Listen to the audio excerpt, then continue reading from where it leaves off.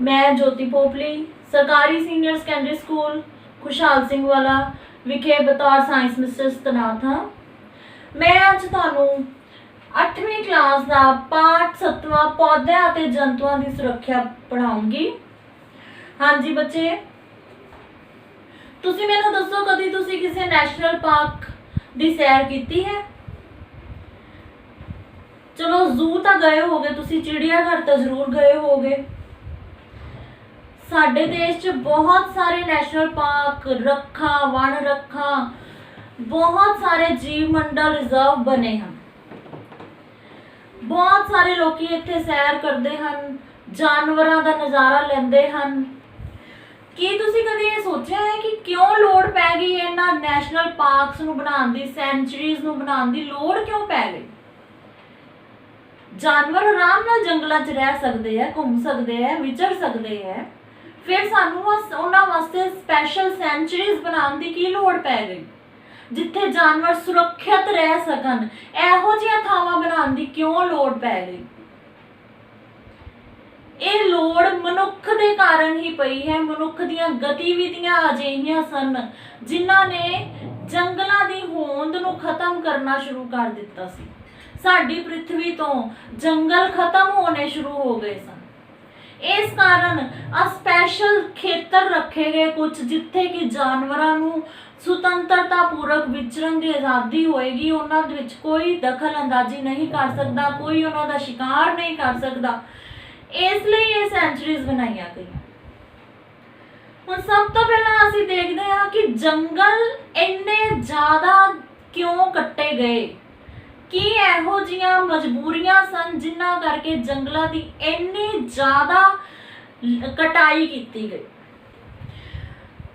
हाँ जी, जंगलों की कटाई के कारण असीं वेखदे हां सारे कारणों के पिछे सब तो वड्डा एक ही कारण है लोगों की आबादी का वधना। जिहड़ा भी असीं कारण वेखांगे सब दे पिछे मूल कारण है लोगों की वधदी आबादी, वधदी वसों। जिवें खेतीबाड़ी लई भूमि प्राप्त करना, खेती जिन्ने ज़्यादा लोग होंगे उन्ना ही अनाज ज़्यादा चाहिए है, इसलिए अनाज कित्थे उगेगा? खेतों विच। ते खेत कित्थे बननगे? जिथे थां होएगी, थां कित्थों आएगी? जंगलों की कटाई करके। फिर घर जां कारखाने बनाउण लई हुण जिन्ने ज़्यादा लोग होंगे उन्ना ज़्यादा रहण दी थां चाहिदी है। रहण दी थां कित्थों आएगी? जंगलों की कटाई करके। कारखाने बनाउण लई जिन्ना ज़्यादा लोग होंगे उन्हां दीयां जरूरतां भी उन्नियां ज़्यादा होणगियां। बहुत ज़्यादा कारखाने लगाने पैणगे, फैक्ट्रीज लगानियां पैणगियां। फैक्ट्रीज वास्ते जगह कित्थों आएगी? जंगलों की कटाई करके। नैक्सट फर्नीचर लई लकड़ी। हुण लोग होणगे घरां च फर्नीचर रखणगे, लकड़ी का ही बनता है। आम तौर पर हर फर्नीचर लकड़ी का बनता है। आप मेज देख लीए, बैड देख लीए, सोफे देख लीए, सब कुछ लकड़ी का। ते लकड़ी कित्थों आएगी? जंगल कट के। फिर है बालन लई लकड़ी। साडे दुनिया विच जिहड़ी मेन पॉपूलेशन है वो कित्थे रहिंदी है? विलेजेस विच रहिंदी है। ते उत्थे विलेजेस विच की चाहिदा है? पिंडां विच किहड़े बालन लोकी यूज करदे है? लक्कड़। ते इसलिए वो लक्कड़ कित्थों आएगी? फिर वो लक्कड़ आपां नूं जंगलों की कटाई करके मिलेगी। इस तरह हर कारण के पिछे जिहड़ा मूल कारण है वो है वधदी आबादी। हुण असीं जंगलों की कटाई के प्रभावां की चर्चा करांगे। जंगलों की कटाई का बहुत उल्ट प्रभाव पैंदा है साडी धरती ते। सब तो पहला देखो प्रकाश संश्लेषण क्रिया हुंदी है। सबनों पता है प्रकाश संश्लेषण क्रिया विच किहड़ी गैस वरतदे हन? पौधे किहड़ी गैस वरतदे हन? हाँ जी, पौधे वरतदे हन कार्बन डाइऑक्साइड गैस। हुण असीं पौधे ही कटते, जंगल की कटाई विच असीं पौधे ही कट दिते। फिर जिन्ने पौधे कट्टे जाणगे उन्ने ही कार्बन डाइऑक्साइड गैस घट वरती जाएगी। वो कार्बन डाइऑक्साइड गैस कित्थे इकट्ठी हो जाएगी? साडे वातावरण विच।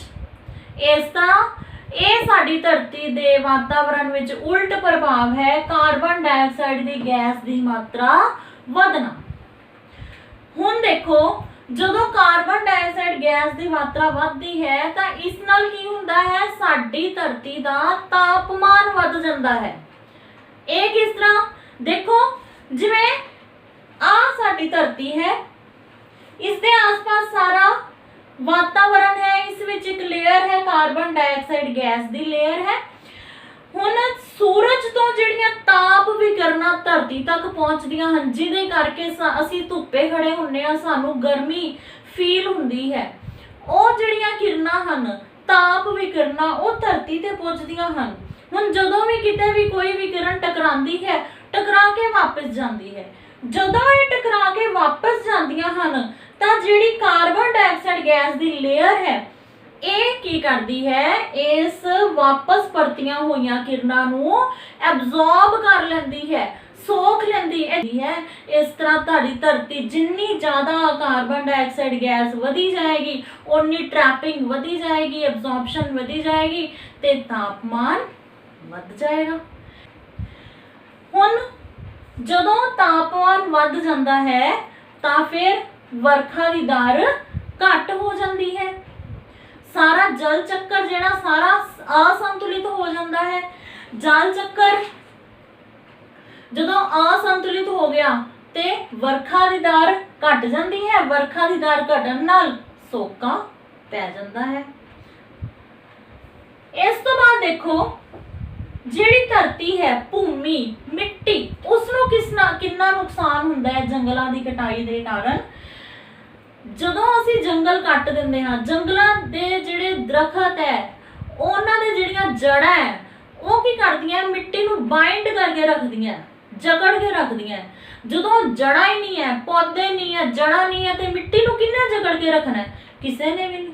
ਫਿਰ ਜਦੋਂ ਤੇਜ਼ ਹਵਾ ਵਗੇਗੀ ਜਾਂ ਪਾਣੀ ਵਹੇਗਾ ਤੇ ਜਿਹੜੀ ਉੱਪਰਲੀ ਪਰਤ ਹੈ ਉਹ ਸਾਰੀ ਨਾਲ ਵਹਿ ਜਾਏਗੀ, ਜਿਹਨੂੰ ਅਸੀਂ ਕੀ ਕਹਿੰਦੇ ਆ, ਭੌਂਖੋਰ। ਹੁਣ ਜਦੋਂ ਭੌਂਖੋਰ ਹੋ ਗਿਆ, ਉੱਪਰਲੀ ਪਰਤ 'ਚ ਅਸੀਂ ਬੀਜ ਬੀਜਦੇ ਆ, ਉਸ ਵਿੱਚ ਹੀ ਸਾਰੇ ਮੱਲੜ ਹੁੰਦਾ ਹੈ, ਨਿਊਟ੍ਰੀਐਂਟਸ ਹੁੰਦੇ, ਤੱਤ ਹੁੰਦੇ ਹਨ ਸਾਰੇ। ਜਦੋਂ ਉਹ ਹੀ ਰੁੜ ਗਈ ਸਾਰੀ ਪਰਤ ਤੇ ਫਿਰ ਕੀ ਹੋਏਗਾ, ਮੱਲੜ ਦੀ ਕਮੀ ਹੋ ਜਾਏਗੀ ਅਤੇ ਉਪਜਾਊ ਸ਼ਕਤੀ ਜਿਹੜੀ ਹੈ ਘਟ ਜਾਏਗੀ। ਮਿੱਟੀ ਦੀ ਉਪਜਾਊ ਸ਼ਕਤੀ, ਉਸ ਵਿੱਚ ਉਪਜਾਊ ਤੱਤ ਸਭ ਘਟ ਜਾਣਗੇ। ਉਸ ਤੋਂ ਬਾਅਦ ਹੈ ਕਿ ਮਿੱਟੀ ਜਿਹੜੀ ਹੈ ਉਹ ਹੁਣ ਬੰਜਰ ਹੋਣਾ ਸ਼ੁਰੂ ਹੋ ਜਾਂਦੀ ਹੈ, ਭੌਂਖੋਰ ਹੋ ਜਾਂਦਾ ਹੈ, ਸਾਰੀ ਉੱਪਰਲੀ ਪਰਤ ਜਿਹੜੀ ਉੜ ਜਾਂਦੀ ਹੈ। ਜਦੋਂ ਉੱਪਰਲੀ ਪਰਤ ਜਿਹੜੀ ਸੰਘਣੀ ਪਰਤ ਸੀ ਉਹ ਉੜ ਗਈ ਤੇ ਜਦੋਂ ਪਾਣੀ ਜਿਹੜਾ ਬਾਰਿਸ਼ ਆਉਂਦੀ ਹੈ ਤੇ ਪਾਣੀ ਜਿਹੜਾ ਨੀਚੇ ਨੂੰ ਰਿਸਦਾ ਹੈ, ਮਿੱਟੀ ਦੇ ਵਿੱਚੋਂ ਜਿਹੜਾ ਪਾਣੀ ਹੈ ਉਹ ਨੀਚੇ ਰਿਸਦਾ ਹੈ। ਮਿੱਟੀ ਦੀ ਪਾਣੀ ਦੀ ਸਮਰੱਥਾ ਹੁੰਦੀ ਹੈ ਮਿੱਟੀ ਵਿੱਚੋਂ ਨੀਚੇ ਰਿਸ ਕੇ ਜਾਣ ਦੀ, ਉਹ ਸਮਰੱਥਾ ਹੀ ਘਟ ਜਾਂਦੀ ਹੈ, ਜਿਸ ਨਾਲ ਪਾਣੀ ਉੱਪਰੋਂ ਹੀ ਵਹਿ ਜਾਂਦਾ ਹੈ, ਤੇਜ਼ ਗਤੀ ਵਿੱਚ ਵਹਿ ਜਾਂਦਾ ਹੈ। ਇਸ ਨੂੰ ਅਸੀਂ ਕੀ ਕਹਿੰਦੇ ਆ, ਹੜ੍ਹ ਆਉਣਾ। ਇਸ ਤਰ੍ਹਾਂ ਜੰਗਲਾਂ ਦੀ ਕਟਾਈ ਕਾਰਨ ਸੋਕਾ ਵੀ ਪੈਂਦਾ ਹੈ ਤੇ ਹੜ੍ਹ ਵੀ ਆਉਂਦੇ ਹਨ। ਹੁਣ ਆਪਾਂ ਵੇਖ ਲਿਆ ਕਿ ਜੰਗਲਾਂ ਦੀ ਕਟਾਈ ਦੇ ਇੰਨੇ ਜ਼ਿਆਦਾ ਦੁਸ਼ਪ੍ਰਭਾਵ ਸਾਡੀ ਧਰਤੀ ਤੇ ਪੈ ਰਹੇ ਹਨ, ਔਰ ਜਦੋਂ ਜੰਗਲ ਕੱਟੇ ਗਏ ਤਾਂ ਉਹਨਾਂ ਵਿੱਚ ਜਿਹੜੇ ਜੀਵ ਜੰਤੂ ਰਹਿੰਦੇ ਸੀ, ਇੰਨੇ ਵਿਭਿੰਨ ਤਰ੍ਹਾਂ ਦੇ ਉੱਥੇ ਜੀਵ ਜੰਤੂ ਰਹਿੰਦੇ ਸੀ, ਉਹ ਸਭ ਨਾਲ ਦੀ ਨਾਲ ਕੀ ਹੋ ਜਾਣਗੇ, ਖਤਮ।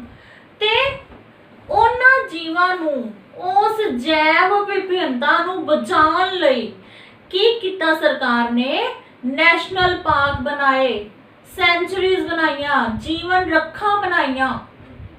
ਠੀਕ ਹੈ, ਹੁਣ ਜਿੱਥੇ ਆਪਾਂ ਘੁੰਮਣ ਜਾਂਦੇ ਹਾਂ ਉਸ ਦਾ ਮੰਤਵ ਪਤਾ ਲੱਗਾ ਵੀ ਸਰਕਾਰ ਨੇ ਕਿਉਂ ਇਹ ਚੀਜ਼ਾਂ ਬਣਾਈਆਂ ਹਨ, ਤਾਂ ਕਿ ਅਸੀਂ ਆਪਣੇ ਧਰਤੀ ਤੇ ਵਿਚਰ ਰਹੇ ਵਿਭਿੰਨ ਤਰ੍ਹਾਂ ਦੇ ਜੀਵਾਂ ਨੂੰ ਸੁਰੱਖਿਅਤ ਕਰ ਸਕੀਏ।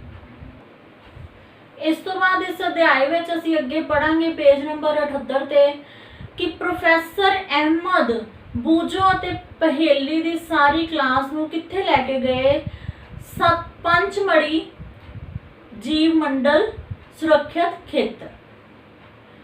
ਜੀਵ ਮੰਡਲ ਸੁਰੱਖਿਅਤ ਖੇਤਰ ਤੋਂ ਕੀ ਭਾਵ ਹੈ, ਇੱਕ ਅਜਿਹਾ ਖੇਤਰ ਜਿੱਥੇ भिन्न भिन्न तरह के पौधे अते जंतु बिल्कुल सुतंत्र पूर्वक विचर सकते हैं। ਉਹ आपस ਵਿੱਚ ਅਤੇ ਵਾਤਾਵਰਣ ਨਾਲ बहुत ही ਚੰਗੀ तरह संबंध बना सकते हैं। ਉੱਥੇ ਉਹਨਾਂ ਨੂੰ ਇੱਕ ਗਾਈਡ ਮਿਲੇ ਮਿਸਟਰ ਮਾਧਵ, ਜਿਹੜੇ ਕਿ ਉਹਨਾਂ ਨੂੰ ਇਸ ਪੰਚਮੜੀ ਖੇਤਰ ਵਿੱਚ ਅੱਗੇ ਦੀ ਅੱਗੇ ਲੈ ਕੇ ਗਏ ਅਤੇ ਹਰ ਚੀਜ਼ ਬਾਰੇ ਦੱਸਦੇ ਗਏ। ਇਹ ਜੀਵ ਮੰਡਲ ਰਿਜ਼ਰਵ, ਰੱਖਾਂ, ਨੈਸ਼ਨਲ ਪਾਰਕ ਇਹ ਕੀ ਚੀਜ਼ ਹਨ? ਇਹ ਹਨ ਉਹ ਖੇਤਰ ਜਿੱਥੇ ਕਿ ਸਾਰੇ ਜਿਹੜੇ ਜੀਵ ਜੰਤੂ ਹਨ ਬਿਲਕੁਲ ਸੁਰੱਖਿਅਤ ਹੁੰਦੇ ਹਨ।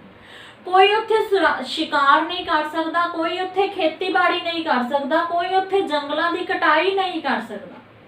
पंचमढ़ी जीव मंडल रिजर्व के अंदर सानू श्री माधव जी ने दसिया कि इस रिजर्व विच सतपुड़ा नाम का एक नैशनल पार्क है अते बोरी अते पंचमढ़ी नाम दियां 2 रखां हन।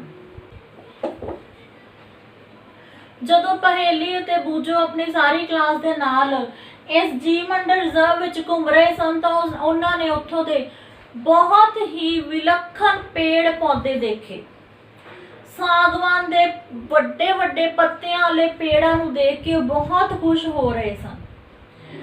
तां उत्थे उन्हां दे गाइड श्री माधव जी ने दस्सिया कि हर एक खेतर विच एक अलग तरह का प्रजाति पाई जाती है। प्रजाति की हुंदी है?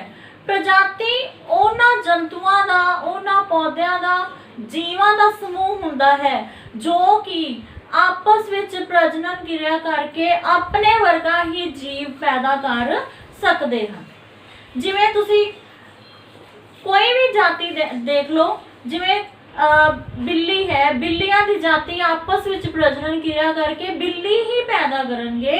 इस तरह की है एक बिल्ली दी प्रजाति। इन्हां रखा अते नैशनल पार्कां विच उन्होंने देखा कि इहो जे अनेकां प्रजातियां सन ਜਿਹੜੀਆਂ कि होर किसी खेतर विच नहीं मिलदियां। पौधियां दी इहो जी प्रजातियां ਜਿਹੜੀਆਂ सिर्फ एक खास खेतर विच ही पाईयां जांदियां हन उन्हां नूं उत्थों दी बनस्पति प्रजाति कहंदे हन अते जंतुआं दी ਜਿਹੜੀ जाति ਜਿਹੜੀ सिर्फ एक खास खेतर विच पाई जाती है उसनों प्राणी जाति कहा जाता है। बच्चों ने इस पंचमढ़ी जीव मंडल रिजर्व विच बहुत सारे अजिहे पेड़ पौधे देखे ਜਿਹੜੇ कि सिर्फ उत्थे ही दिखते सन। उत्थों दी बनस्पति जात सी, जिवें अर्जुन, अंब, जंगली अंब, सागवान, साल, सिल्वर फर्न आदि। अते जंतुआं विच भी उन्होंने अजिही प्राणी जातां देखियां ਜਿਹੜੀਆਂ कि सिर्फ पंचमढ़ी जीव मंडल रिजर्व विच ही दिखदियां हन, जिवें जंगली कुत्ता, भेड़िया, चीतल, चिंकारा। यह सब जातियां उन्होंने सिर्फ इस रिजर्व विच दिखियां। हुण जिवें जिवें बच्चे अंदर जंगल के अंदर जाते गए उन्होंने नवे नवे जीव जंतु पेड़ पौधे दिखते गए। जल्दी ही पहेली की नज़र एक पेड़ के उत्ते पई। उत्ते पेड़ ते की दिखिया, उसनों बहुत वड्डी गिलहरी दिसी, उसकी बहुत वड्डी पूंछ सी। तां श्री माधव जी ने दसिया कि यह गिलहरी जिहड़ी है इसनूं कहंदे हैं दिओ कद काटो, जायंट स्क्विरल। ये वड्डी स्क्विरल है, वड्डी गिलहरी हुंदी है जिहड़ी कि सिर्फ उसे खेतर विच पाई जाती है। ਇਹੋ ਜਿਹੀਆਂ ਪ੍ਰਜਾਤੀਆਂ ਜਿਹੜੀਆਂ ਕਿ ਇੱਕ ਖਾਸ ਖੇਤਰ ਵਿੱਚ ਹੀ ਪਾਈਆਂ ਜਾਂਦੀਆਂ ਹਨ ਉਹਨਾਂ ਨੂੰ ਕਹਿੰਦੇ ਹਨ ਖਾਸ ਸਥਾਨਕ ਪ੍ਰਜਾਤੀ। ਇਹ ਹੋਰ ਕਿਤੇ ਵੀ ਕੁਦਰਤੀ ਰੂਪ ਵਿੱਚ ਸਾਨੂੰ ਨਹੀਂ ਮਿਲ ਸਕਦੀਆਂ। श्री माधव जी ने यह भी दसिया कि विशाल सागवान ਅਤੇ जंगली अंब भी पौधों की ਇਹੋ ਜਿਹੀ जाति है जिहड़ी सिर्फ इसे खेतर विच मिलती है। वो इत्थों दी खास स्थानक प्रजाति है। फिर सानू श्री माधव जी ने दसिया कि ਜਿਹੜੀਆਂ ਇਹ खास स्थानक प्रजातियां हैं इन्हां दी होंद नूं खतरा है। क्यों है इन्हां दी होंद नूं खतरा? ਸਾਡੀਆਂ ਗਤੀਵਿਧੀਆਂ ਕਾਰਨ ਇਹਨਾਂ ਦੀ ਹੋਂਦ ਨੂੰ ਖਤਰਾ ਹੈ। ਲੋਕਾਂ ਦੀ ਵੱਧਦੀ ਆਬਾਦੀ ਕਾਰਨ ਜਿਹੜੇ ਜੰਗਲ ਕੱਟੇ ਜਾ ਰਹੇ ਹਨ, ਇਹਨਾਂ ਕਾਰਨ ਇਹਨਾਂ ਦੀਆਂ ਪ੍ਰਜਾਤੀਆਂ ਦੀ ਹੋਂਦ ਨੂੰ ਖਤਰਾ ਪੈ ਚੁੱਕਾ ਹੈ। ਜਿਹੜੇ ਵੀ ਜੰਗਲੀ ਜੀਵਾਂ ਦੀ ਹੋਂਦ ਨੂੰ ਖਤਰਾ ਹੁੰਦਾ ਹੈ, ਨੇੜਲੇ ਫਿਊਚਰ ਵਿੱਚ ਉਹ ਖਤਮ ਹੋਣ ਦੀ ਕਗਾਰ ਤੇ ਆ ਜਾਂਦੇ ਹਨ। ਇਹੋ ਜਿਹੀਆਂ ਪ੍ਰਜਾਤੀਆਂ ਨੂੰ ਕਿਹਾ ਜਾਂਦਾ ਹੈ ਸੰਕਟਕਾਲੀਨ ਪ੍ਰਜਾਤੀਆਂ। ਇਹਨਾਂ ਵਿੱਚ ਮੁੱਖ ਹਨ ਸਫੈਦ ਅੱਖਾਂ ਵਾਲੇ ਹਿਰਨ, ਘੜਿਆਲ, ਗੈਂਡਾ, ਸੁਨਹਿਰੀ ਬਿੱਲੀ, ਕਾਲਾ ਹਿਰਨ, ਅਜਗਰ, ਗੁਲਾਬੀ ਸਿਰ ਵਾਲੀ ਬੱਤਖ ਆਦਿ। ਸਾਡੇ ਭਾਰਤ ਦੀਆਂ ਰੱਖਾਂ ਵਿੱਚ ਸਾਰੇ ਕੁਦਰਤੀ ਨਜ਼ਾਰੇ ਜਿਹੜੇ ਹਨ ਉਹਨਾਂ ਨੂੰ ਦਿਖਾਇਆ ਗਿਆ ਹੈ, ਜਿਸ ਤਰ੍ਹਾਂ ਪਹਾੜੀ ਜੰਗਲ, ਸਮਤਲ ਜੰਗਲ, ਡੈਲਟਿਆਂ ਦੇ ਵਿੱਚ ਝਾੜੀਦਾਰ ਖੇਤਰ, ਬੁਸ਼ਲੈਂਡ ਜਿਸ ਨੂੰ ਕਿਹਾ ਜਾਂਦਾ ਹੈ। ਇਹ ਸਭ ਕੁਝ ਜਿਹੜਾ ਹੈ ਸਾਡੇ ਰੱਖਾਂ ਵਿੱਚ ਵਿਦਿਆਮਾਨ ਹੈ। ਤੁਸੀਂ ਚਿੜੀਆ ਘਰ ਦੇਖੇ ਹੋਣਗੇ, ਚਿੜੀਆ ਘਰ ਦੀ ਸੈਰ ਕਰਨ ਤੁਸੀਂ ਜ਼ਰੂਰ ਗਏ ਹੋਵੋਗੇ। ਚਿੜੀਆ ਘਰ ਅਤੇ ਜੰਗਲੀ ਰੱਖਾਂ ਵਿੱਚ ਤੁਹਾਨੂੰ ਕੋਈ ਅੰਤਰ ਲੱਗਾ? ਜੰਗਲੀ ਜੀਵਨ ਵਿੱਚ ਅਤੇ ਚਿੜੀਆ ਘਰ ਵਿੱਚ ਕੋਈ ਅੰਤਰ ਤੁਹਾਨੂੰ ਮਹਿਸੂਸ ਹੋਇਆ?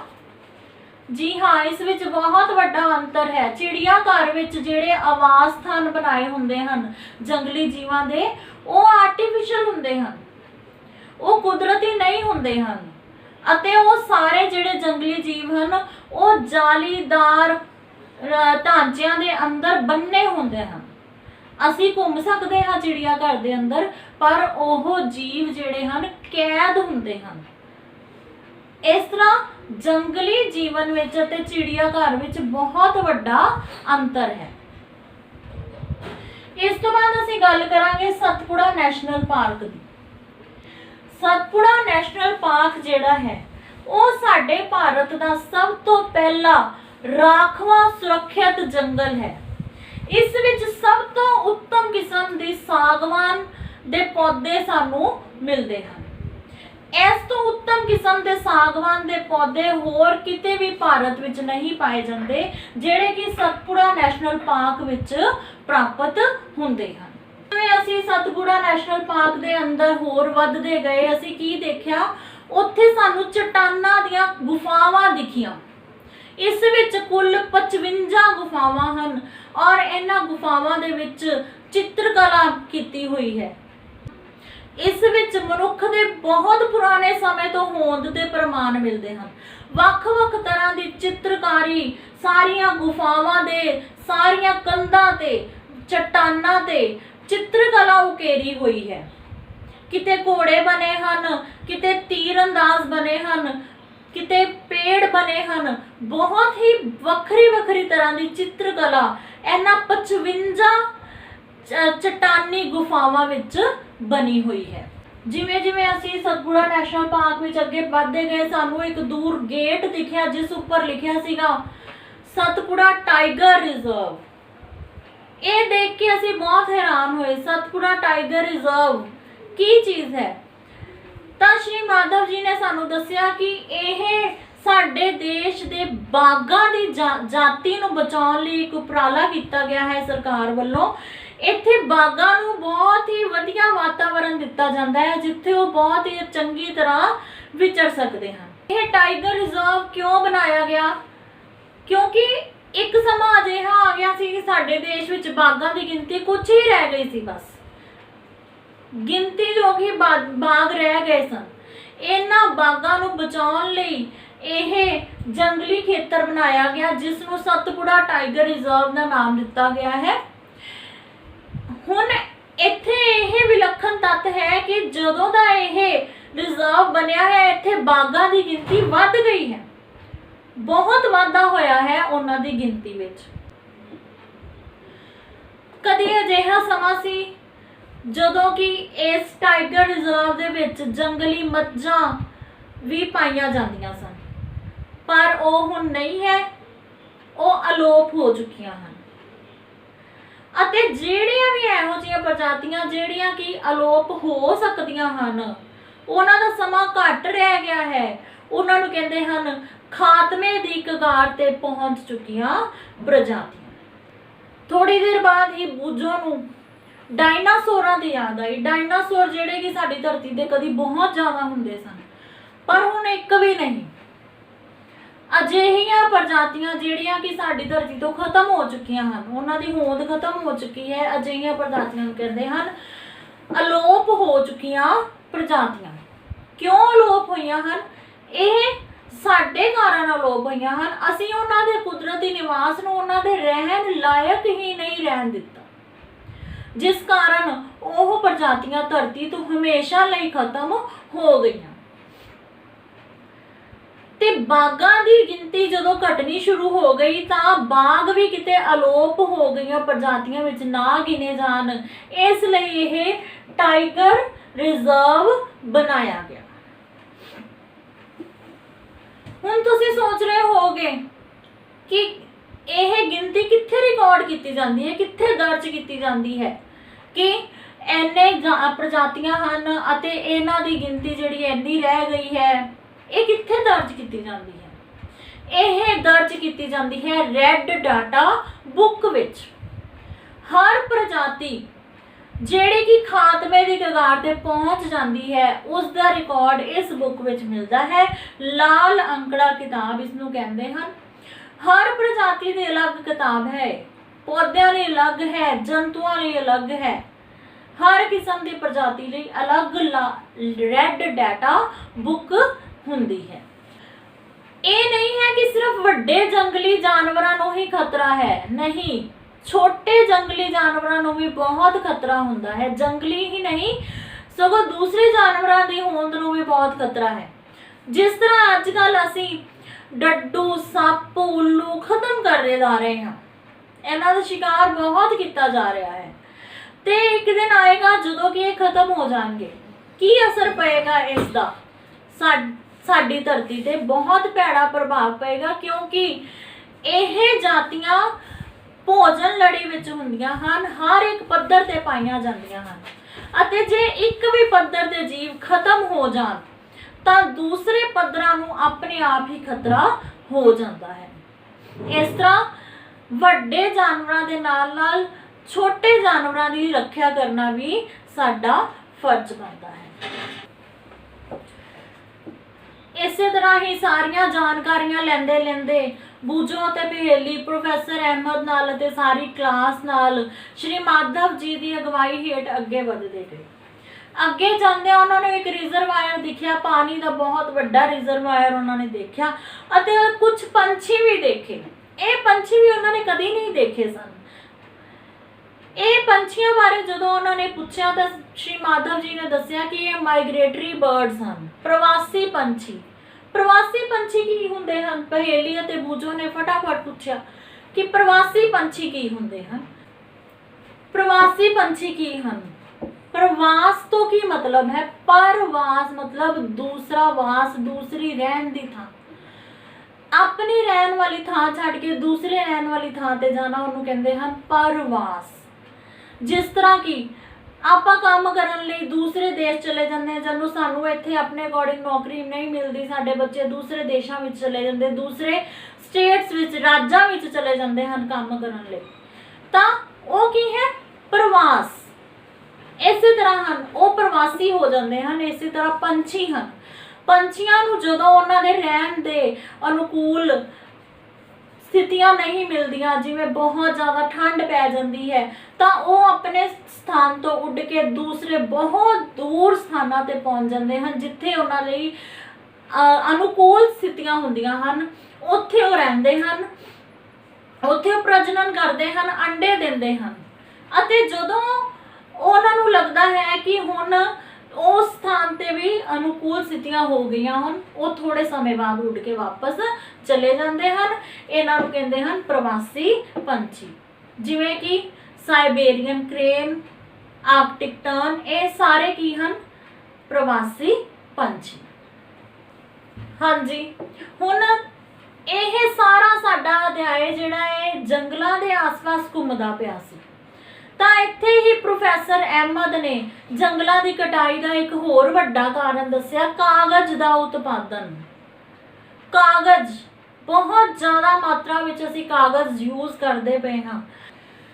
ਕੀ ਤੁਹਾਨੂੰ ਪਤਾ ਹੈ 1 ਟਨ ਕਾਗਜ਼ ਬਣਾਉਣ ਲਈ 17 ਦਰਖਤਾਂ ਦੀ ਲੱਕੜ ਦੀ ਲੋੜ ਹੁੰਦੀ ਹੈ। ਤੁਸੀਂ ਜਰਾ ਸੋਚ ਕੇ ਦੇਖੋ ਕਿ 17 ਦਰਖਤ ਕੱਟ ਦਿੱਤੇ ਜਾਂਦੇ ਹਨ 1 ਟਨ ਕਾਗਜ਼ ਬਣਾਉਣ ਲਈ। ਤਾਂ ਇਸ ਦਾ ਮਤਲਬ ਕੀ ਹੋਇਆ ਕਿ ਦਰਖਤਾਂ ਦੀ ਕਟਾਈ ਨੂੰ ਅਸੀਂ ਵੀ ਰੋਕ ਸਕਦੇ ਹਾਂ। ਕਿਵੇਂ?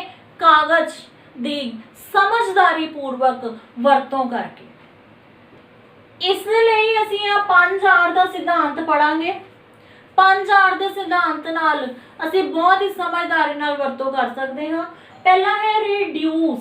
ਰਿਡਿਊਸ ਦਾ ਕੀ ਮਤਲਬ ਹੈ? ਘੱਟ ਵਰਤੋਂ ਕਰਨਾ। ਕੋਈ ਵੀ ਜਿਹੜਾ ਇਹੋ ਜਿਹਾ ਸਮਾਨ ਹੈ ਜਿਸ ਨਾਲ ਸਾਡੇ ਵਾਤਾਵਰਣ ਨੂੰ ਹਾਨੀ ਪਹੁੰਚਦੀ ਹੈ ਉਸ ਦੀ ਘੱਟ ਵਰਤੋਂ ਕਰਨਾ। ਜਿਵੇਂ ਕਿ ਪਲਾਸਟਿਕ, ਲਿਫਾਫੇ, ਇਹਨਾਂ ਦੀ ਕੀ ਕਰਨਾ? ਘੱਟ ਵਰਤੋਂ ਕਰਨਾ।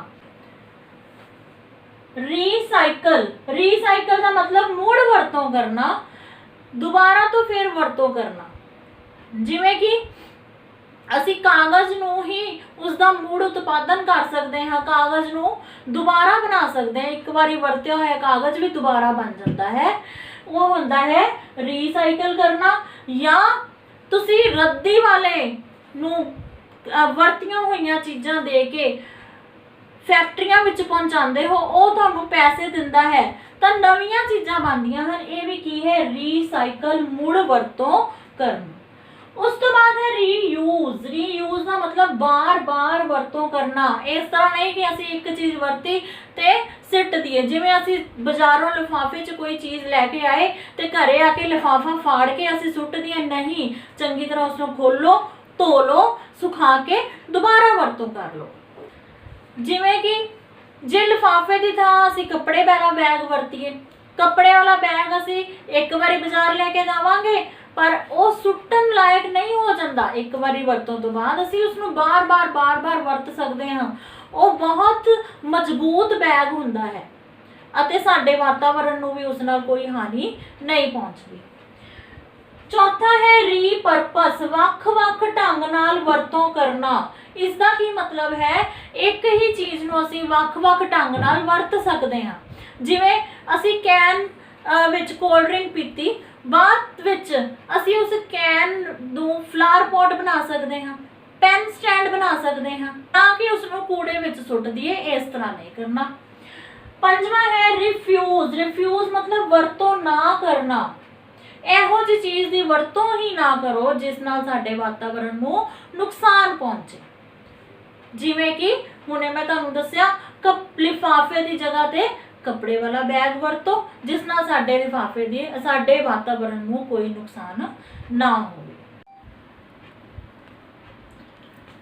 ਹੁਣ ਜੰਗਲਾਂ ਦੀ ਕਟਾਈ ਨੂੰ ਰੋਕਣ ਲਈ ਤਾਂ ਅਸੀਂ ਇਹ ਕੁਝ ਕਰਾਂਗੇ, ਪਰ ਜੰਗਲ ਵਧਾਉਣ ਲਈ, ਰੁੱਖ ਲਗਾਉਣ ਲਈ ਅਸੀਂ ਆਪਣੇ ਸਤਰ ਤੇ ਕੀ ਕਰ ਸਕਦੇ ਹਾਂ? ਉਸ ਦਾ ਇੱਕ ਬਹੁਤ ਹੀ ਸੁਵਿਧਾਪੂਰਨ ਉਪਰਾਲਾ ਹੈ ਕਿ ਜਿਵੇਂ ਅਸੀਂ ਕੋਈ ਫਰੂਟ ਖਾਂਦੇ ਹਾਂ, ਉਸ ਦੇ ਬੀਜ ਨਿਕਲਦੇ ਹਨ, ਉਹਨਾਂ ਬੀਜਾਂ ਨੂੰ ਅਸੀਂ ਵਾਸ਼ ਕਰਕੇ ਸੰਭਾਲ ਕੇ ਰੱਖੀਏ ਅਤੇ ਜਦੋਂ ਵੀ ਕਿਤੇ ਜਾਈਏ ਰਸਤੇ ਵਿੱਚ, ਸੜਕ ਦੇ ਕਿਨਾਰੇ ਜੇ ਅਸੀਂ ਉਹਨਾਂ ਬੀਜਾਂ ਨੂੰ ਸੁੱਟਦੇ ਜਾਵਾਂਗੇ ਤਾਂ ਉੱਥੇ ਆਪਣੇ ਆਪ ਹੀ ਪੇੜ ਉੱਗ ਜਾਣਗੇ। ਇਸ ਤਰ੍ਹਾਂ ਅਸੀਂ ਬਹੁਤ ਵੱਡੀ ਮਾਤਰਾ ਵਿੱਚ ਰੁੱਖ ਲਗਾ ਸਕਦੇ ਹਾਂ। ਹਾਂਜੀ, ਜੋ ਕੁਝ ਵੀ ਅਸੀਂ ਇਸ ਚੈਪਟਰ 'ਚ ਪੜ੍ਹਿਆ ਉਹ ਬਹੁਤ ਜ਼ਰੂਰੀ ਹੈ ਇਸ ਟਾਈਮ ਸਾਡੀ ਧਰਤੀ ਵਾਸਤੇ। ਜੇ ਅਸੀਂ ਜੰਗਲਾਂ ਨੂੰ ਨਹੀਂ ਬਚਾਵਾਂਗੇ ਤਾਂ ਸਾਡੇ ਪੌਦੇ ਅਤੇ ਜੰਤੂਆਂ ਨੂੰ ਸੁਰੱਖਿਆ ਨਹੀਂ ਪ੍ਰਦਾਨ ਹੋ ਸਕਦੀ, ਅਤੇ ਜੇ ਪੌਦੇ ਅਤੇ ਜੰਤੂ ਸੁਰੱਖਿਅਤ ਨਹੀਂ ਹੋਣਗੇ ਤਾਂ ਮਨੁੱਖ ਵੀ ਇਸ ਧਰਤੀ ਤੇ ਸੁਰੱਖਿਅਤ ਨਹੀਂ ਰਹਿ ਸਕਦਾ। ਇਸ ਲਈ ਸਾਨੂੰ ਇਸ ਧਰਤੀ ਨੂੰ, ਇਹਨਾਂ ਪੌਦਿਆਂ ਅਤੇ ਜੰਤੂਆਂ ਨੂੰ ਸੁਰੱਖਿਆ ਦੇਣ ਲਈ ਉਪਰਾਲੇ ਕਰਨੇ ਚਾਹੀਦੇ ਹਨ। ਇਹ ਅਧਿਆਏ ਚੰਗੀ ਤਰ੍ਹਾਂ ਸੁਣਨ ਲਈ ਧੰਨਵਾਦ।